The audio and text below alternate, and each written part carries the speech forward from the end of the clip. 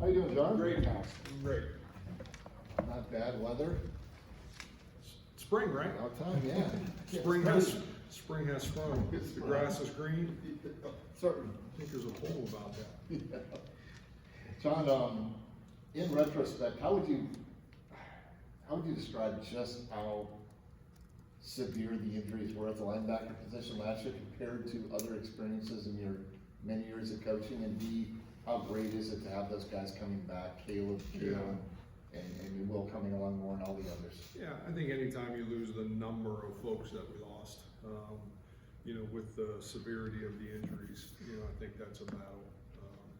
But in all fairness, I thought the guys that were backing those guys up, that, a couple of those guys that came from, working scout team reps to, all of a sudden being in starting roles, I thought they did incredible. So, I think they turned it into no excuses and, made it a positive. And, but anytime you lose numbers like that, as injured as those guys were, it creates a problem, numbers wise.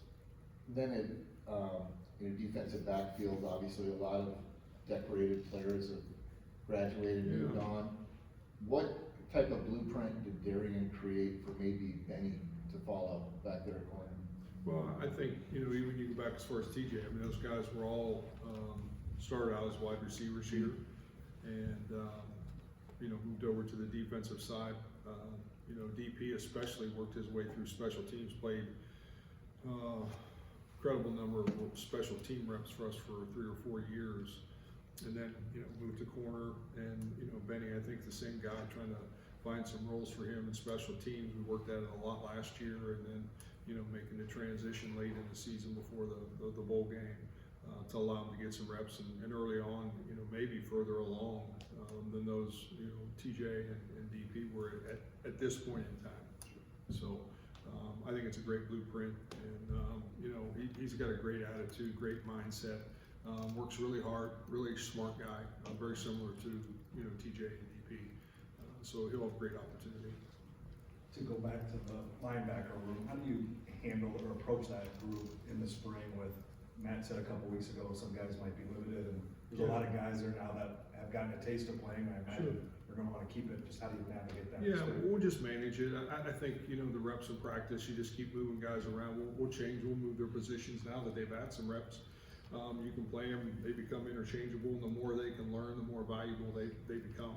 And, I think as it gets floated around out there, this 105 number, you've got to have guys that can play multiple positions. And again, the more positions you can play anywhere on this team, the more valuable you become. So I think it's a great opportunity for that group. Yeah, I think it is.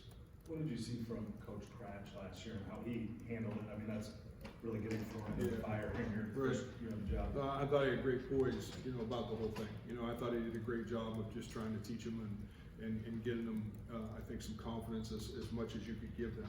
And, it's hard to gain confidence unless you have some of it yourself and have some success. But I just thought he did a great job of, never became an excuse. The linebackers, post-game, pre-game was never, there was never ways out. It was always, the next guy up. And I think those guys did a great job, and I think he spearheaded it from just the calmness. Whether he was on the inside or not, I don't know, but well, I do know. But I think his outside, working with those guys, he did a great job. Have you started exploring position changes with those linebackers at all? Oh yeah, we'll move them around, and just not really just through the concept of learning the concepts. Not necessarily, hey, this guy's going to be this, or major moves, just the concept of, hey, you played Sam, you should be able to play Will. If you play Will, you should be able to play Sam. And if you play Will, you probably can play Mike because you're in the box a lot. So we'll just continuously move those guys around in spring, get them some reps. Hey, jump in there, Mike. Hey, jump in there, Sam. Let's see who can handle him. And, I think that part of it's been good. And why do you think, on the defensive side of the ball and offensively, Iowa State guys perform so well at the combine this year? I think it's a credit to who they are. I think, obviously been doing this for a little bit of time, and I think the guys that rise up in those things, those events, are the guys that have prepared for those events. And I don't think it happens, you don't ever prepare for the combine or the Senior Bowl. You don't do it a week before it happens, or 2 weeks, everybody, hey, I'm gonna go train here or go train there. Those guys have been training since they walked in this building. Darren Porter's he's been in this building nonstop since he got here. So he's been training for that moment. Jalen Knoll, been in this building every minute of every second possible, training for those moments. And so when they go to those moments, they're not too big for our guys. And they're great human beings. They prepared for those moments way back when they got here. And that's what I tell scouts that ask me, why? Well, that's just who they are, and that's who they've been since they've been here. And we've surely guided them and done all that thing, and strength and conditioning and nutrition and weight room and all the above. But the reality of it is those guys have been professionals since they got here and perfected their crafts. And the moments don't get too big for them. And that's how they played. I mean, honestly, you think of the catches that, Jalen made or Jaden made, and plays that DP makes, critical moments. The play down, I still can't, the play he made down along our sideline, the interception play. I mean, just some incredible moments. And that's what going to the combine's like. It's the same. You gotta be ready for that moment. John, now as Dominique Orange continued to grow, might not be, given how big he is, that'd be the best word, Yeah. but he became a huge disruptor, pass rush wise, Yeah. in the run game.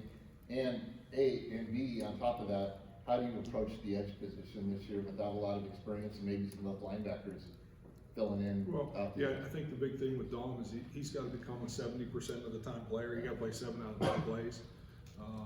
Last year he probably played 4 out of 10. He got to play 7 out of 10 for us to be as good as we can be, and it's got to be his challenge.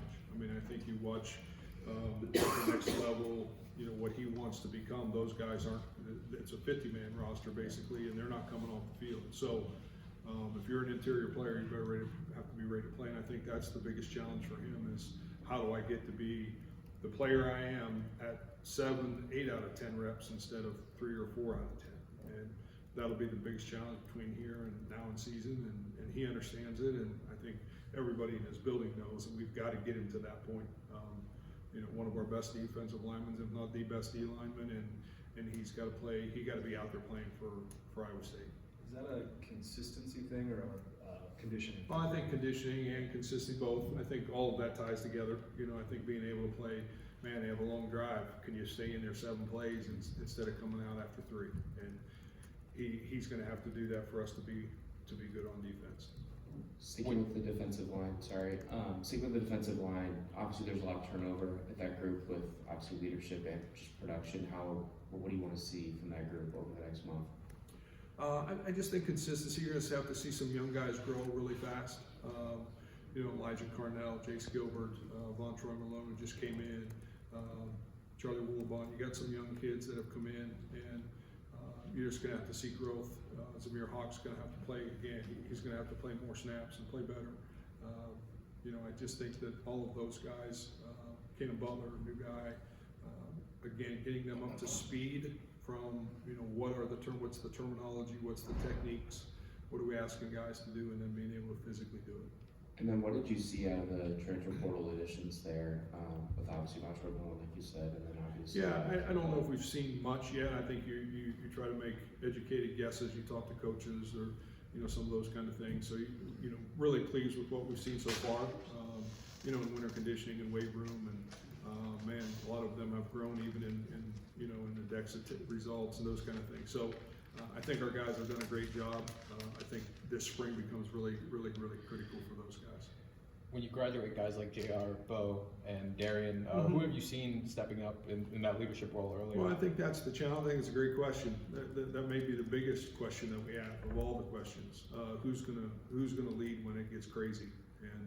And I think that's the one thing those guys were able to do. Bo had been here so long that, man, he could fix problems. He knew the problems, never overreacted to the problems. Darren Porter, the same guy. Jalen Knoll, Jaden, like those guys were all seasoned, scarred players. And when things got a little bit crazy, those guys on offense wanted the ball, and the guys on defense wanted to be in the game. And I think that's a work in progress. I think it's a great question. I think we'll have guys. I think we've got leaders on this team without question. It'll be interesting to see when we create some chaos, which coach is the best at.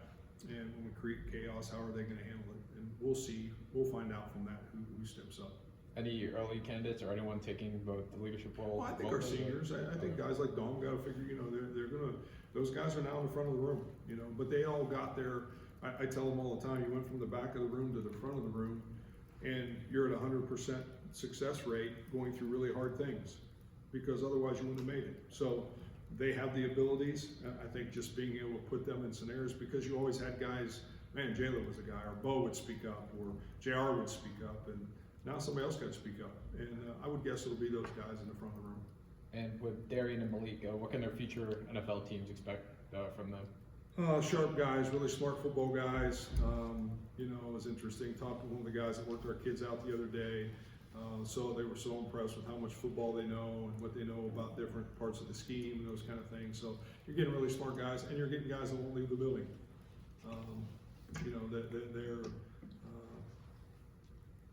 It's almost priceless. They're not checking in and checking out. They're checking in, and you're probably going to have to push them out. And that's why they became what they became here. Going from the back of the room to the front of the room, is that something in team meetings that kind of players do naturally, or is that something that you guys as coaches organize? Like most of the seniors sit in the front, and juniors and sophomores and young guys sit in the back, and they work themselves. Every year you work yourself closer to the front, and sometimes through movement or whatever, you just keep moving yourself closer to the front, and the more you can fight and hang in there, you end up in the front row. And if you end up in the front row in any athletics, Division I, Division II, Division III, you end up in the front row, you've done something, and you've been through a lot. Our guys that have been in the front row have been through a lot, and again, I think it's always a blessing to watch that group. We've been here long enough now to watch a few cycles go from the back of the room to the front, so it's been pretty fun. Any other questions? All right, thank you. Appreciate y'all. Yeah, absolutely.